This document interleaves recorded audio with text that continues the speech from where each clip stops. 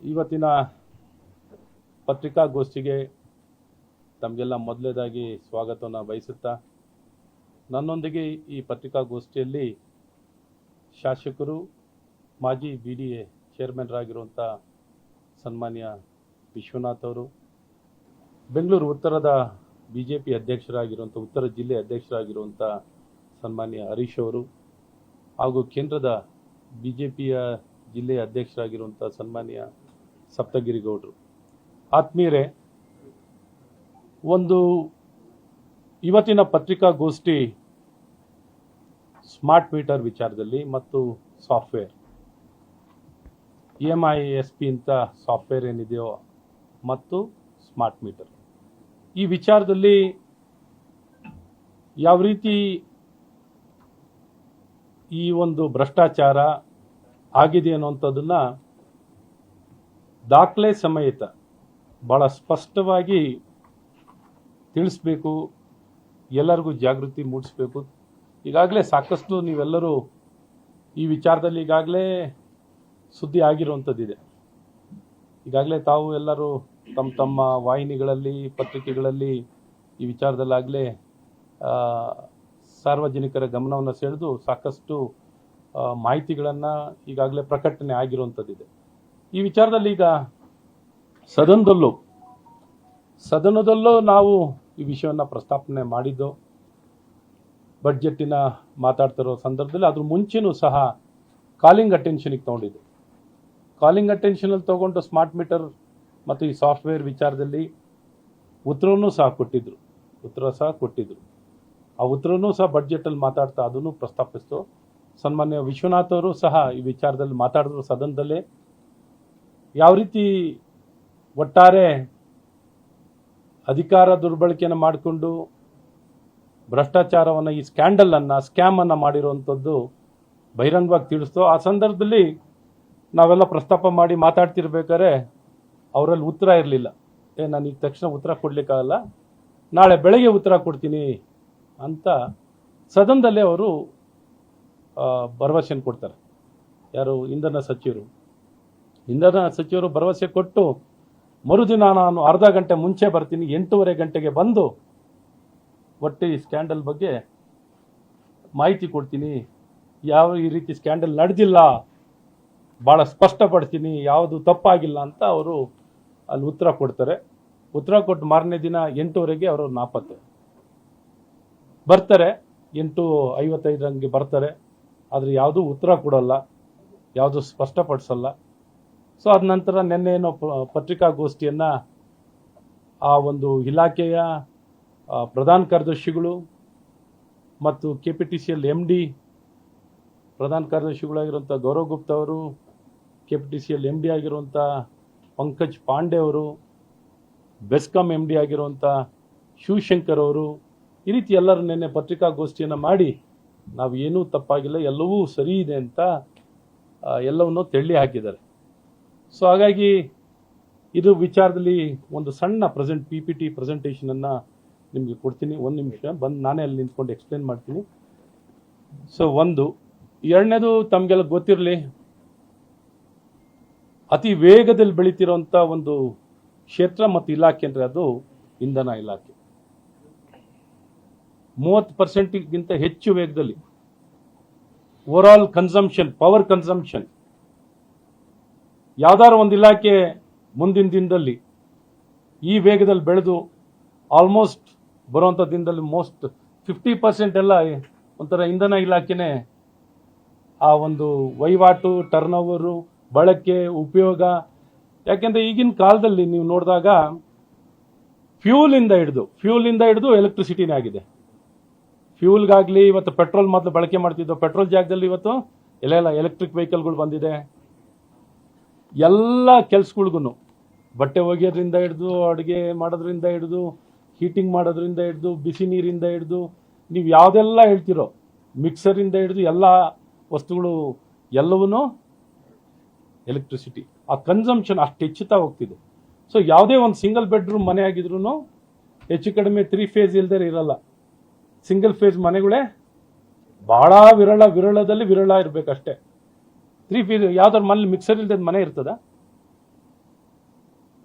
Mixer ಕನಿಷ್ಠ. So ಹಾಗಾಗಿ ಮನೆ ಬಿಸಿನೀರು ಕಾಯಿಸ್ಬೇಕು ಅಂದ್ರೂ ಲೀಟ್ರ್ ಬೇಕು, ಒಂದು ಇಂಡಕ್ಷನ್ ಕಾಯಿಲ್. ಸೊ ಈ ರೀತಿ ಎಲ್ಲದಕ್ಕೂ ಬೇಕಾಗಿರೋದು. ಮತ್ತು ಇವ್ರು ಕೊಡ್ತಿರೋಂಥ ಅಂಕಿ ಸಂಖ್ಯೆಗಳು ನಾವು ಅವ್ರು ಕೊಟ್ಟಿರೋ ಅಂಕಿ ಸಂಖ್ಯೆನೇ ಹೇಳ್ತಾ ಇದ್ದೀವಿ. ಇನ್ನೂ ನಾವೇನಾರು ಅಂಕಿ ಸಂಖ್ಯೆಗಳು ಏನಾರು ಹೇಳ್ತಾ ಹೋದರೆ ಇದು ಸೈಜ್ ಎಲ್ಲಿಗೂ ಹೊಟ್ಟೋಗುತ್ತೆ. ಸೊ ಇಲ್ಲಿಂದ ನಾನು ಮೊದಲು ಪ್ರಾರಂಭವನ್ನು ಮಾಡ್ತೀನಿ. ಇಲ್ಲಿಂದನೇ ಮಾತಾಡಲಾ? ಇಲ್ಲ, ಅಲ್ಲೇ ಹೋಗಿ ಖಂಡಿತ ಸ್ಟಿಕ್ಕು ಎಷ್ಟು ಥರ ದೊಣ್ಣೆ ಇದ್ರೆ ನಿಮ್ಗೆ ಜಾಸ್ತಿ ಕೇಳೋದು.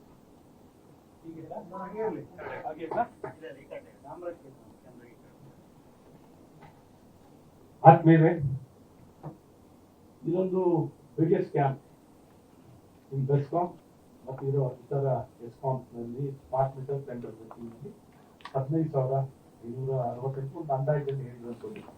ಇದು ಸೈಜಿನ ಗಾತ್ರ ದೊಡ್ಡದೇ ಇದೆ. ನೆಕ್ಸ್ಟ್ ಬಹಳ ಮುಖ್ಯವಾಗಿರುವಂತ ಒಂದು ಪ್ರಶ್ನೆ, ಮತ್ತೆ ಎಲ್ಲ ನಿಮ್ಮ ಪ್ರಶ್ನೆಗಳು ತೋರ್ತೀನಿ, ಎಕ್ಸ್ಪ್ಲೈನ್ ಮಾಡ್ತೀನಿ. ಇದು ಸ್ಮಾರ್ಟ್ ಮೀಟರ್ ಕಡ್ಡಾಯನಾ? ಈಗ ಇವ್ರು ಹೇಳ್ತಿರೋದು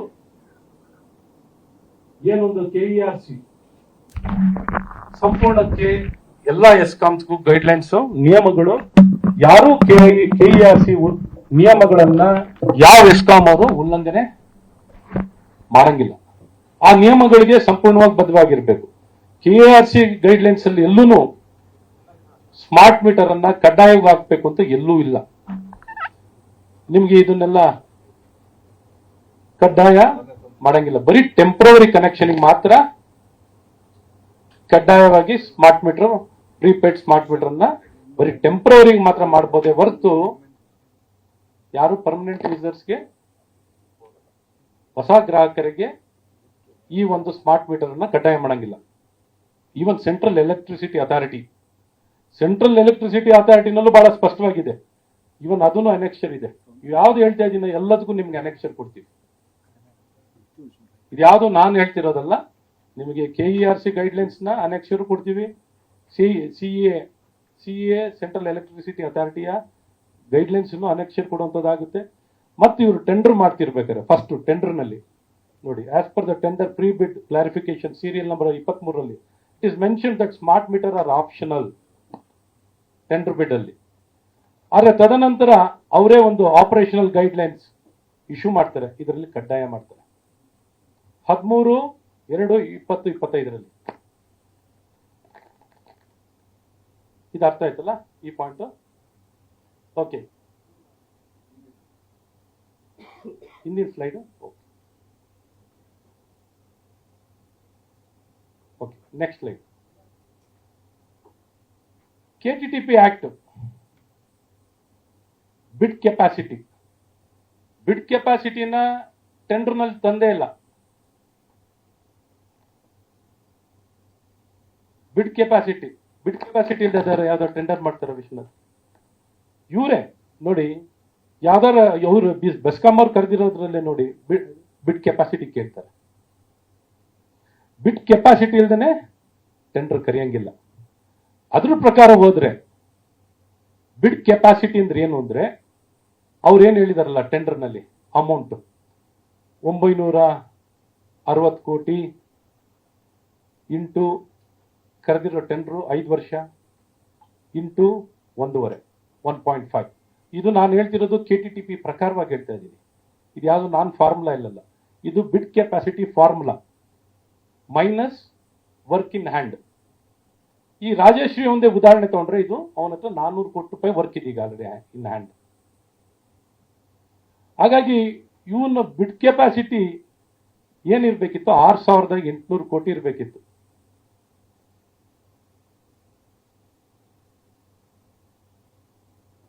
ಇವನ ಹತ್ರ ನೆಟ್ಟಿಗೆ 300 ಕೋಟಿನೂ ಇಲ್ಲ. ಹಾಗಾಗಿ ಇದು ಬಿಡ್ಡಿಂಗ್ ಕೆಪಾಸಿಟಿನೇ ಇಲ್ಲಲ್ಲೇ ದೊಡ್ಡ ಸ್ಕ್ಯಾಮ್. ಫಸ್ಟ್ ಟೆಂಡರ್ನಲ್ಲೇ ಬಿಡ್ಡಿಂಗ್ ಕೆಪಾಸಿಟಿನೇ ಟೆಂಡರ್ನಲ್ಲಿ ತಂದಿಲ್ಲ. ಈ ಒಂದು ಬಿಡ್ ಕೆಪಾಸಿಟಿ ಒಂದು. Next turn over. KTTP ಆಕ್ಟಿನ ಪ್ರಕಾರ ಎಷ್ಟಿರಬೇಕು ಇದು ಟರ್ನ್ ಓವರು? ಆ ವರ್ಷದ 1 year contract value into 2. 1 year contract value into 2 ಅಂದ್ರೆ 1920 ಕೋಟಿ ಒಂದು ಟರ್ನ್ ಓವರ್ ಇರಬೇಕಿತ್ತು.